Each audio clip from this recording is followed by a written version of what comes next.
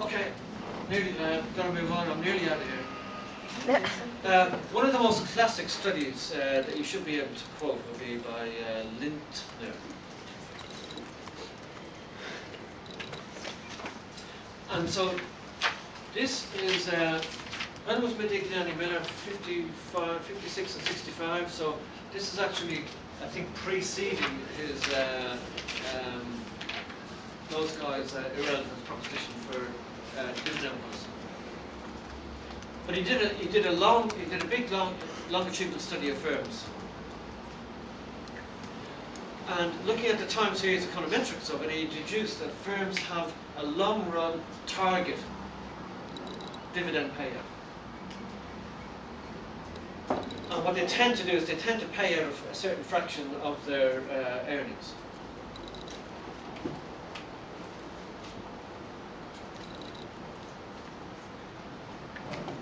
And that's the signalling issue to the market. And then the financial managers focus more on changes in the dividend payout than what the actual level is. So it doesn't matter what your target is. So a new financial manager comes in, what's at issue is not so much what the dividend is. That's kind of consistent with Modigliani Miller. It doesn't matter what it is. But whatever it is, don't change it.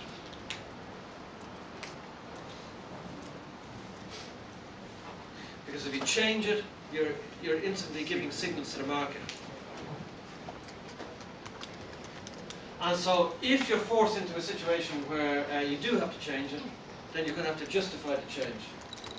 And so that could be where the Michael O'Leary example comes in there.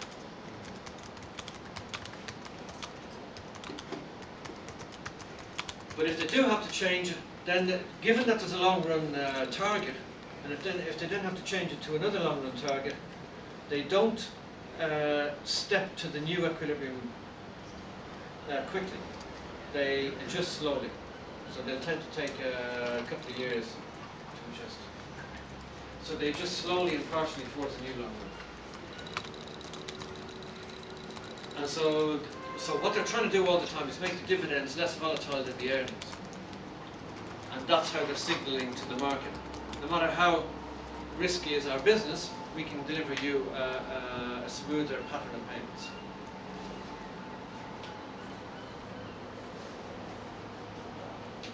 And so therefore, if you agree with that smooth dimension of preferred dividend policy as a signaling device, then managers are reluctant to make changes, particularly changes that they might have to subsequently undo, because that's causing a signal of instability to come to the market.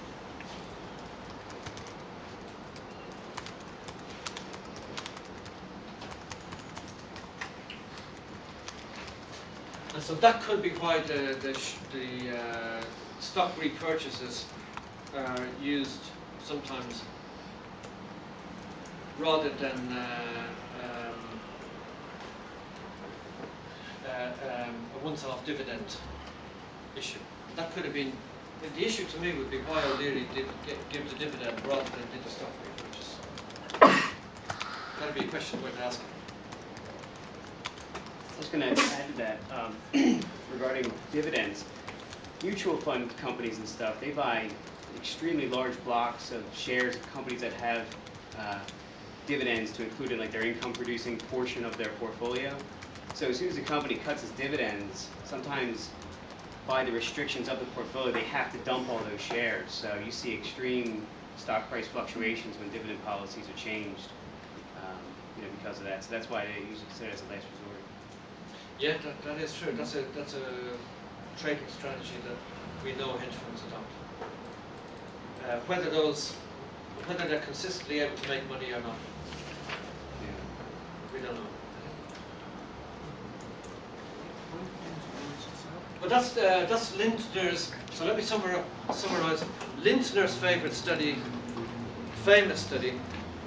Whatever you believe about dividends, the evidence is that firms tend to like keeping them fixed and have a long run target and keep it steady.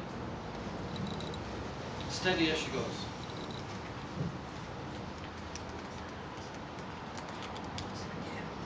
So we're now coming to the last few slides. Why does dividend policy matter? Signalling.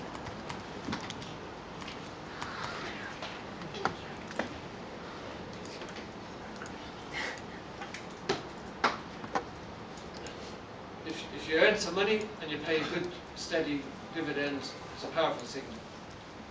What it's doing is it's overcoming the information asymmetry argument, where we know that creative accountants, even uncreative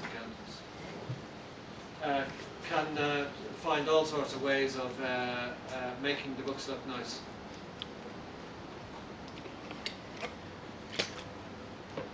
Now, you can do that very effectively once or twice or 3 times, but to be able to do it consistently, unless you're Bernie Madoff, to be able to do it consistently month after month, year after year, steady cash return to the investor.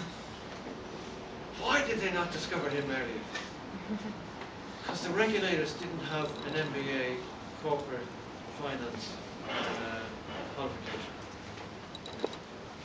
You would see that's impossible. Anyway, we'll not go. I hope you didn't run off with any of your money. Oh, what a suitable name. There was the famous trade union official in the railroads in the UK. His name was Sid Wheels. And so obviously Bernie's second name was Madoff.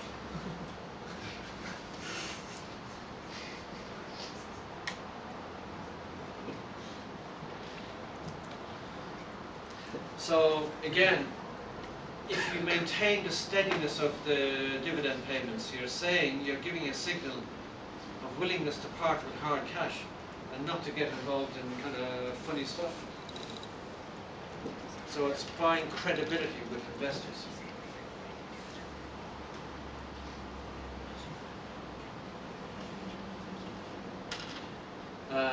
Reductions in dividends. If you're a share manager and you've got an option component in your salary, you're probably not going to be very keen on reducing dividends.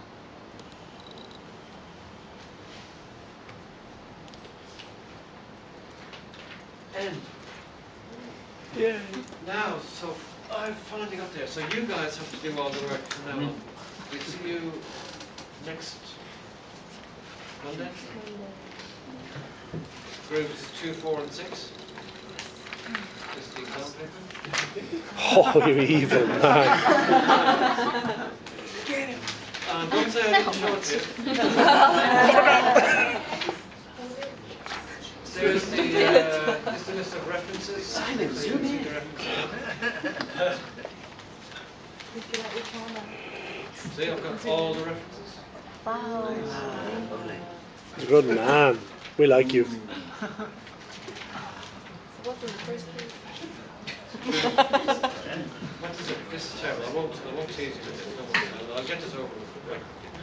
But I always do this in my classes, is just give a final guidance on the paper, fresh. Because my philosophy of exams are not about trying to trick you or surprise you. They're about giving you the opportunity to show how much you've learned.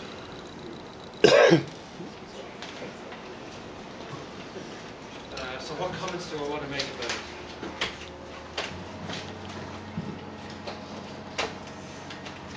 Oh God, that's hard, that one.